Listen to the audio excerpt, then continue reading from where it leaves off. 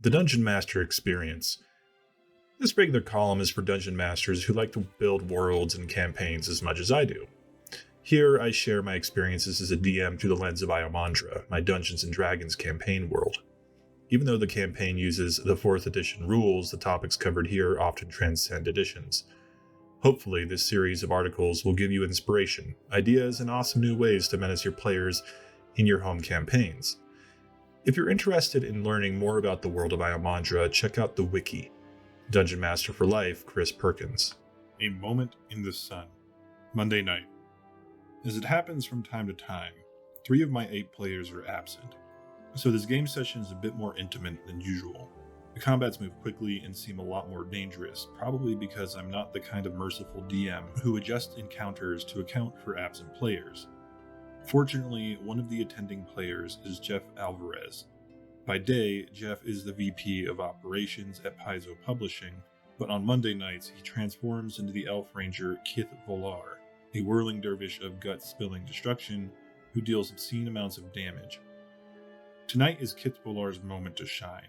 Jeff is about to learn that he is not in complete control of his character, that something vile is living in his brain. As a quick aside, this article was inspired by a question posed at PAX East seminar called The Rat Bastard Guide to Running Long Campaigns. Experienced DMs will find the point of this article rather obvious. If your reaction to the article is no kidding, then you are well ahead of the curve. However, as with all things, that which is most obvious is often most ignored, and countless campaigns and players have suffered because experienced GMs have forgotten what I'm about to share with you. In an earlier article, I recommended treating your campaign like a TV series. If you analyze some of the best dramatic series in recent history, you'll see that individual episodes generally focus on plot, character, or both. When Mulder and Scully are exposing the government cover-ups of alien-human hybridization, they're in a plot-driven episode of The X-Files. When they're investigating the abduction of Mulder's sister or dealing with the fact that Scully has cancer, they're in a character-driven episode. Sometimes these two things cross. When we learn that Mulder's sister and Scully's cancer are part of a worldwide conspiracy, things get really twisted. When the Battlestar Galactica crew is trying to escape from Kylon-occupied New Caprica, we're talking plot. But we also have moments in which different characters are expanded.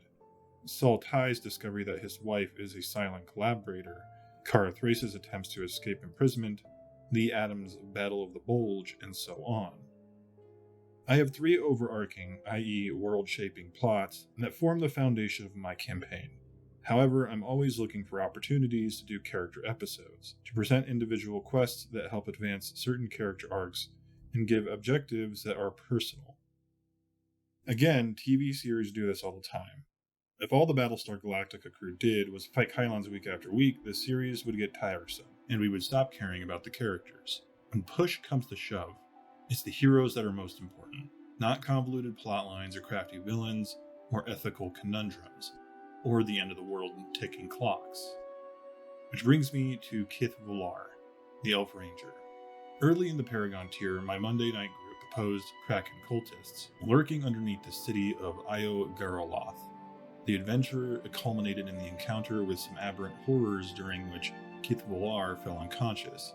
Amid the chaos and unbeknownst to the players, a mind flayer implanted a critter in the half-elf ranger's brain before slinking back to the far realm.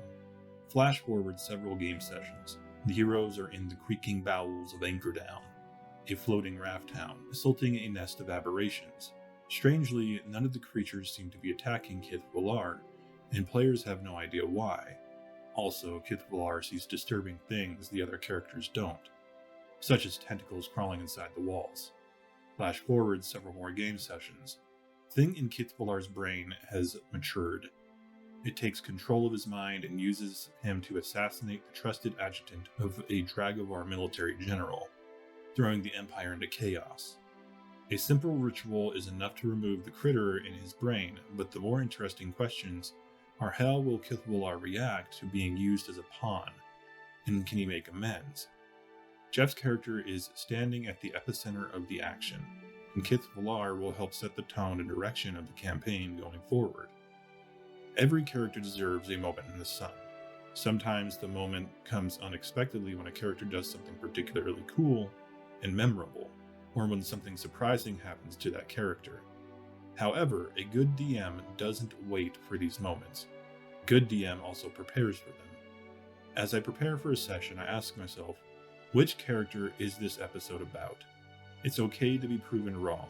After all, you can't always predict what'll happen when the players convene and the dice starts rolling. I remember planning an entire Monday game around Bruce Cordell's character, which was great, except Bruce couldn't make it. That was the infamous session in which Bruce's character was decapitated. Before you run your next game session, ask yourself which character gets the spotlight, and then see how right you are. Week after week, if you discover that the answer is the same one or two characters, consider that a warning sign. Not all of your player characters are getting their moment in the sun.